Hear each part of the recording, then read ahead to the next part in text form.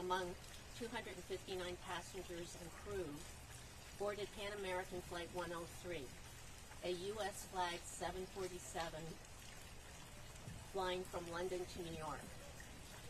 Approximately 38 minutes into the flight, at 31,000 feet, the terrorist bomb exploded on board, scattering the 259 souls, the airplane contents and debris, over 845 square miles on the serene countryside and town of Lockerbie, Scotland.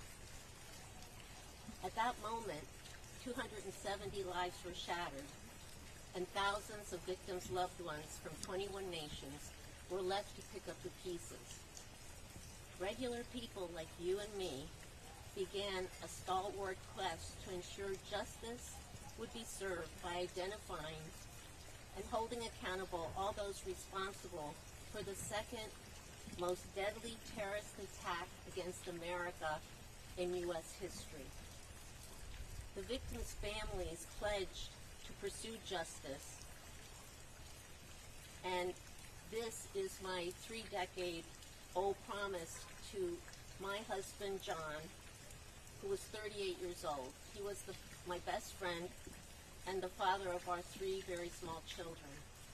To that end, in 2018, the Pan Am 103 Lockerbie Legacy Foundation was established to codify this historical terrorist attack against America, to remember the 270 victims with a living memorial, to gather first-hand accounts and stories from all the Pan Am 103 Lockerbie global community impacted, and to ensure ongoing vigilance to enhance the protection of the flying public and help enforce victims and flyers' rights to avoid others from suffering the same fate.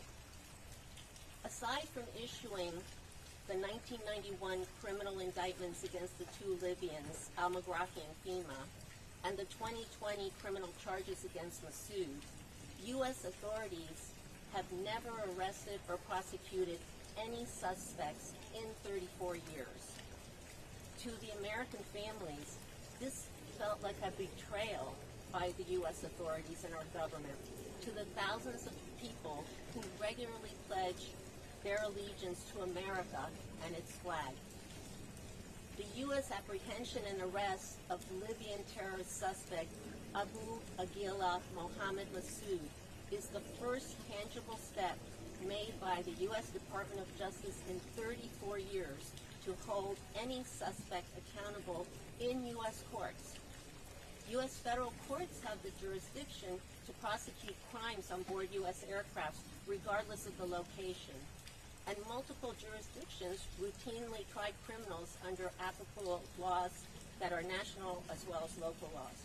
So today's arraignment that will happen against Massoud in Pretty Man Courthouse in Washington, D.C. is the first significant step to begin to address this 3-decade-long miscarriage of justice.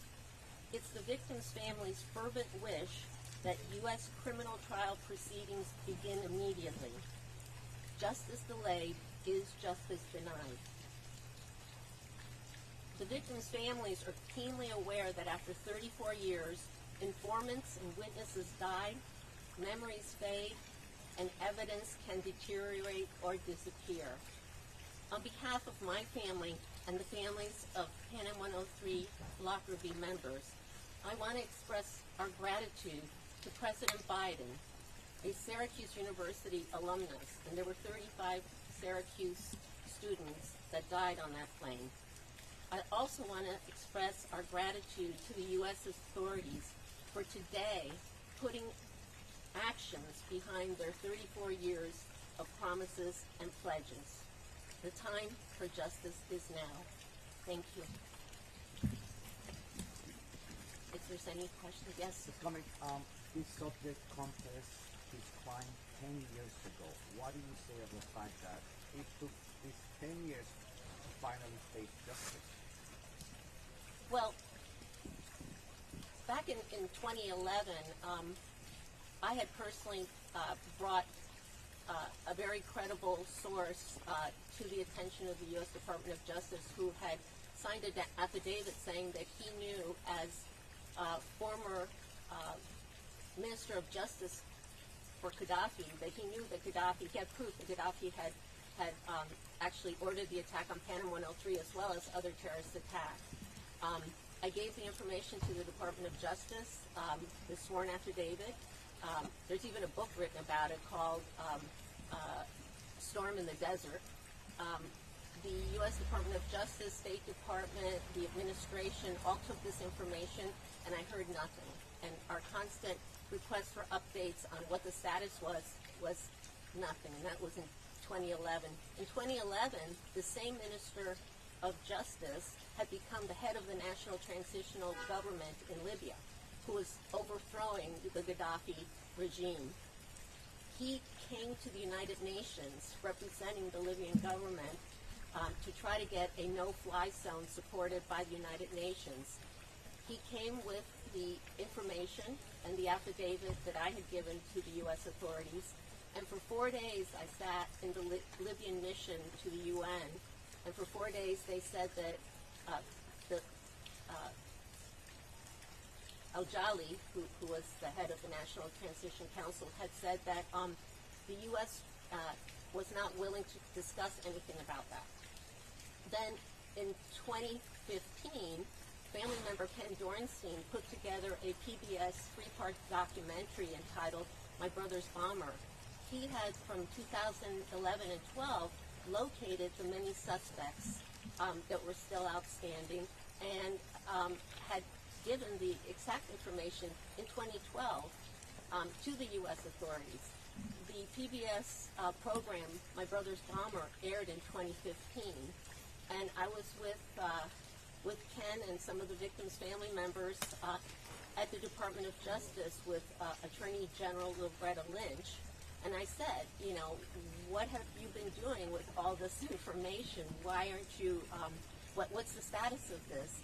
And she proceeded to tell me that Libya was a very dangerous place, and that she was waiting to hear from the Scottish partners to see what the next steps were.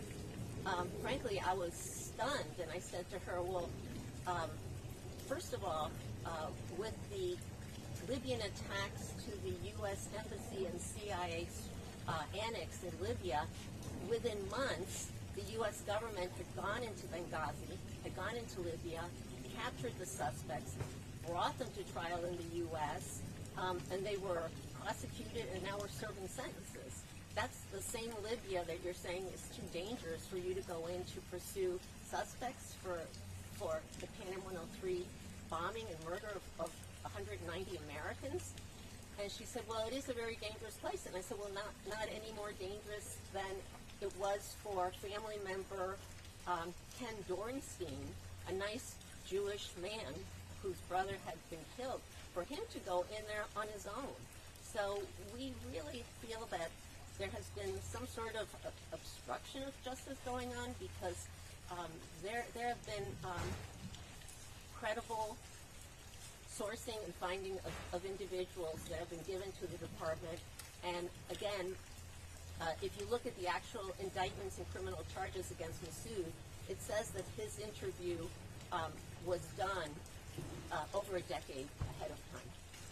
You've made your life's work pursuing justice for all of these families, including your own. What was it like to get the news that he was in U.S. custody finally, almost exactly 34 years later? I was finally, for the first time in 34 years, I was hopeful that we could have one of the perpetrators come to a U.S. courtroom and hold them accountable. It was the first time that I was hopeful. I wasn't sure if, within my lifetime, we would be able to see the day. So this is a significant milestone for me, my families, and all the families of those killed. Do you have any new information about the arraignment? Have you been in touch with the Department of Justice? Yes, the arraignment will happen at 1 p.m. today, and it is at the,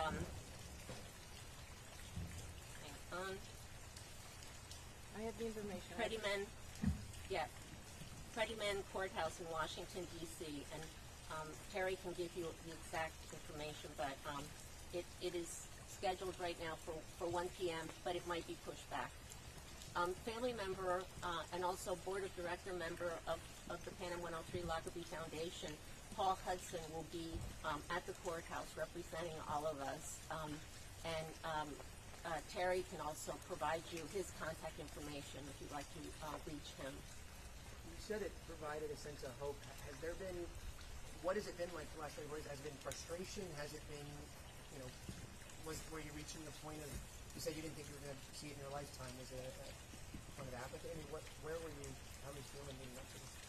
Well, I think all of the family members, particularly the American ones, have been felt betrayed, and but if nothing else you can say about me, I'm persistent, and I think so many of us who pledged to find justice. This button here, Panem 103, Time for Justice, was created in 1989. And whenever I would go to Washington, whether I was working at the White House on the Presidential Commission for Bill Clinton, a meeting with George Bush, meeting with the different attorney generals, this was on my lapel.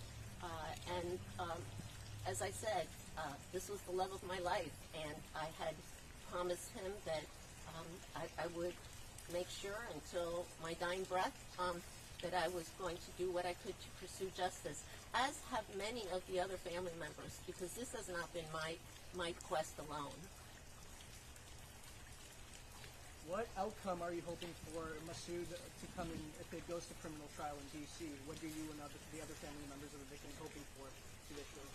Well, it is going to come to a U.S. criminal trial in D.C., and our hope is that we'll be able to find out what he knows, and hopefully he'll be able to identify other co-conspirators so we can also bring them to justice. But so far he has claimed responsibility for actually making the bomb and getting it, to the location where it was put on Panem 103. Abdul Basit Meragi's family has been fighting to clear his innocence over in the court in Scotland. Do you have any thoughts on that family's and their claims? Well, I know the only suspect that was found guilty in a Scottish court was al-Megrahi, and he was given a lifelong sentence. But the difference, why we have always been demanding that our cases be tried in the U.S. under U.S. law, is that there's so many differences between U.S. law and Scottish law. For instance, they have no life sentence. They have a life sentence that is only 20 years is the maximum. They have no death penalty. They also, the admissibility of evidence is very different. Unless somebody can corroborate specific information that they have found. For instance, they had found FEMA's diaries where he had written that he was going to Malta and was involved in the operation, but since nobody could corroborate that they had seen him write in that diary, they couldn't admit that into court. Whereas in U.S. courts, they can grab that diary and have handwriting experts compare beyond a reasonable doubt that was FEMA's diary, that was his handwriting, and he in fact was involved. So it was a very different system. In terms of al-Megrahi's conviction, I don't understand Scottish law, so I really didn't understand the nuances of his conviction. And I know that right now there are many aspects of his conviction that are in conflict with the charges against Masood. So we're just going to have to go to the courthouse and hear the specifics of all of that.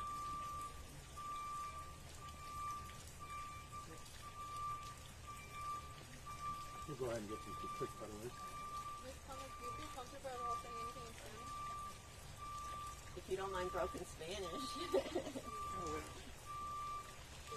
Sí, yo sé. Sí, o sea, ¿cómo te sientes hoy? Pues, ¿quieres esperar el sonido? Sí, por favor.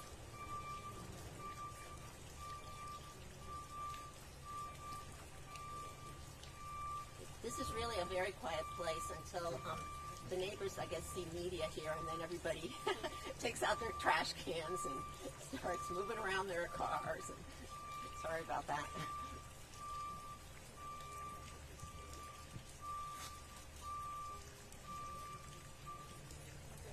Listo. ¿Cómo se siente usted hoy? Hoy día tengo mucha esperanza que por fin vamos a poder comenzar, sorry, how do you say, trial. El juicio. Un juicio. Hoy día tengo mucha esperanza que después de 34 años por fin vamos a comenzar el juicio contra el terrorista Masood que mató a mi marido John y 270 personas. Y para usted, este ha sido su trabajo de toda su vida. ¿Usted le hizo una promesa a su esposo? Sí, como muchos de los familiares de los víctimas, hace 34 años, yo prometí a John que yo iba a dedicar mi vida para traer justicia para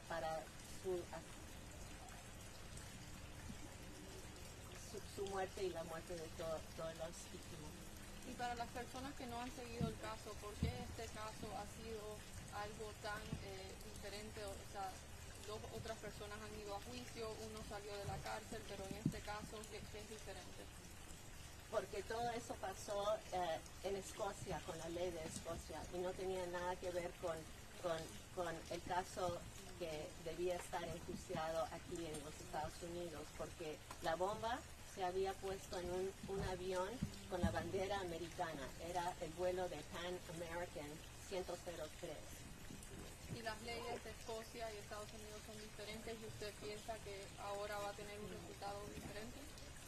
Esperemos que sí, porque ahora están en las manos del sistema de los Estados Unidos, y esta va a ser la primera vez en 34 años que vamos a poder seguir una investigación y un juicio apropiado. Y usted dijo en inglés que este es el primer paso tangible hacia la justicia. ¿Usted pensó que iba a ver ese día?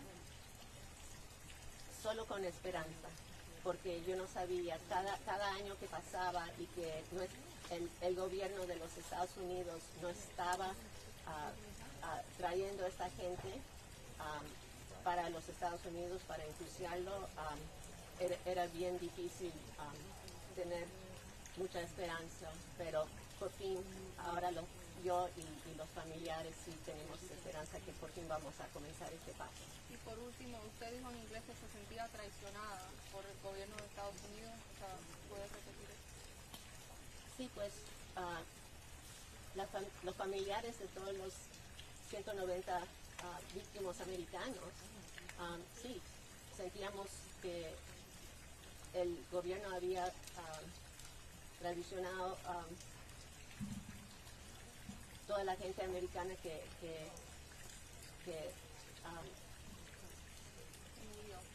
murió. How do you say pledge allegiance to the American flag? Sorry. Sí, no, exacto. Pero ¿Usted al piensa- mismo tiempo usted estaba diciendo que le agradece ahora que llegamos a este Sí, punto.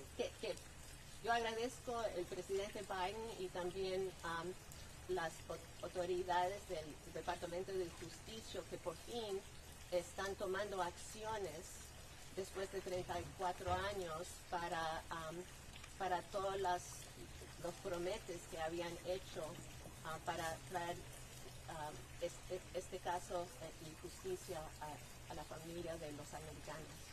Este hombre que va a juicio hoy, usted dice que sí saben que llegó la bomba hasta el avión. ¿Cómo fue esa parte que usted contó? Pues sí tienen documentos y también Masood ha dicho que él sí armó la bomba y ayudó a meter la bomba en el vuelo de Pan Am 103. Muchas gracias. Thank you. Gracias, amor. Sorry. Anybody else? One more. How would you like John to be remembered? Well, John Cummock was your typical American man of Scottish descent. He was bright, he was caring, he was very compassionate. He was really involved in the community with community causes, supporting community causes, as well as he was a really involved father. So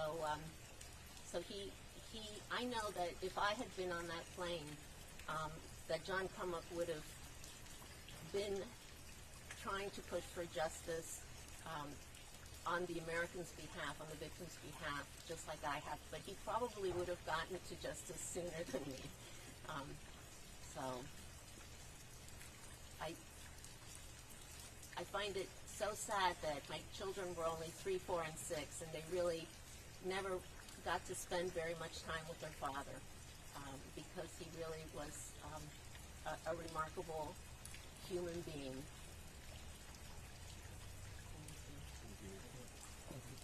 Everybody, who here would like a one-on-one, and then we can coordinate that. So we have CBS 4, Miami Herald. Okay, so let's go with Miami Herald to do a one-on-one with you, wherever you could do it here. Could you do it here? Okay. Do you want to? Okay.